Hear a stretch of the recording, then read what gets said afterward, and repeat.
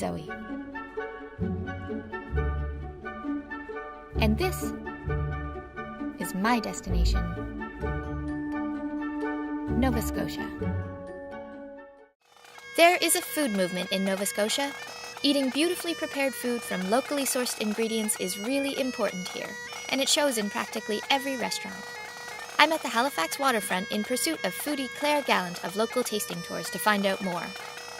Well, actually I chased her down because she's handing out free pizza and towing a suitcase full of ice cream. But I mean, come on, that's just asking for trouble. Halifax has a really amazing food scene for the size of the city. I mean, there are just so many excellent restaurants, and I think it's becoming a real destination for people for excellent food. I've carried this ice cream in my bag, and we're going to taste it. It's DeeDee's Gourmet Homemade Ice Cream. Okay. Oh my god. And the flavor is... Looks... blueberry? Yeah, it's Nova Scotia berry. Ah. So it's blueberry, blackberry, strawberry, and raspberry.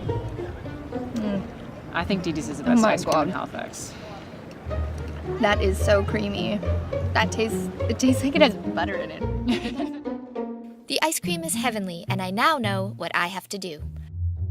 I'm leaving the city and heading straight to the source.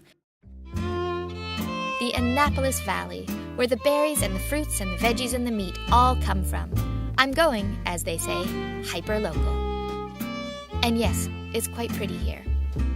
I didn't wear the one that said, love a chef or go fork yourself. This is Chef Michael Howell. A former actor gone rogue, he's the founder of Slow Food Nova Scotia, and his resume boasts an impressive number of culinary achievements. Nova Scotia offers a bounty of beautiful, fresh produce. Today we're going to be eating from within a 5-mile radius of right here, but it is not in any kind of restaurant. Chef Howell has started doing restaurant pop-ups, and he's invited me along to help him prepare. This goes far beyond a restaurant prep, though. We're in farm country, and it's hands-on from the roots to the stovetop.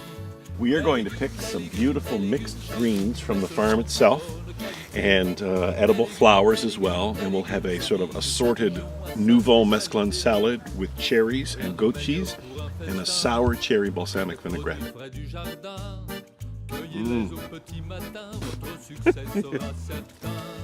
After we gather enough greens, we're off to visit the other residents of Taproot Farms. We need a dozen eggs. Oh, 3 eggs! Or as many as these lovely ladies are willing to give up.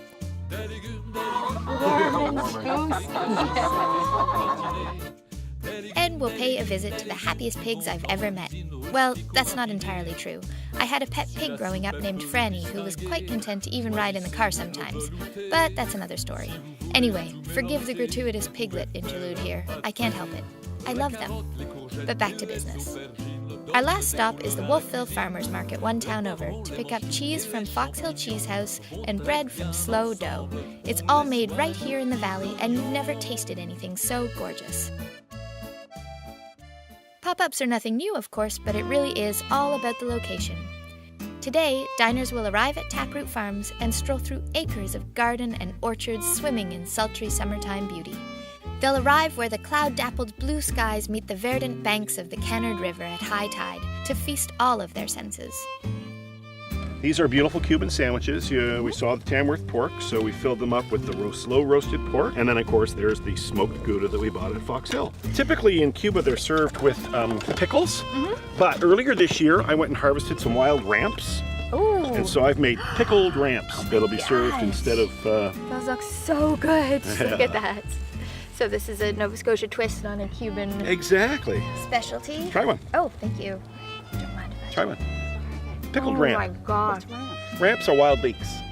They grow profusely end of May here in Nova Scotia. That is, I think, my favorite thing I've ever Those tasted. are pretty good. So we've got our corn fritters and the sweet corn that we got yesterday. Chilled pea soup. I also put in some snow peas and fresh mint from the garden. I'm getting so hungry. Antipasto salad with the squashes that we got yesterday. I was grilling them last night with some of the cherry tomatoes and some of the snow peas. And then we'll finish over there with our beautiful lettuce salad with the flowers. So everything here is, I mean, I said a 5-mile radius, but it's mostly closer than that, isn't it? Well, it's mostly right from Taproot. And then, as if by magic, the guests appeared.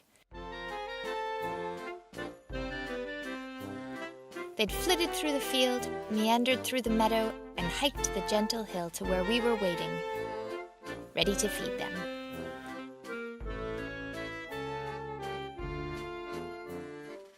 And so, as I leisurely work my way with newfound friends through this scrumptious menu, on the very ground that the ingredients have sprung from and been raised upon, I feel that all is right and good in the world, and in my stomach. When the last guest has left, full of yummy food and first-hand knowledge of what it means to truly eat local, I can only say that if eating like this was a religion, you could call me a convert. Local from start to finish. It's like about, what do they call it, hyper-local? Hyper-local. Yeah, most people boast about like 100-mile radius. Yeah. This is 5K. 5K. Oh, good. Here's to 5K. 5K. Thanks, Zoe. Thank you. Okay, this is piglet porn. It really is. Forget the food show. We're just gonna film piglets.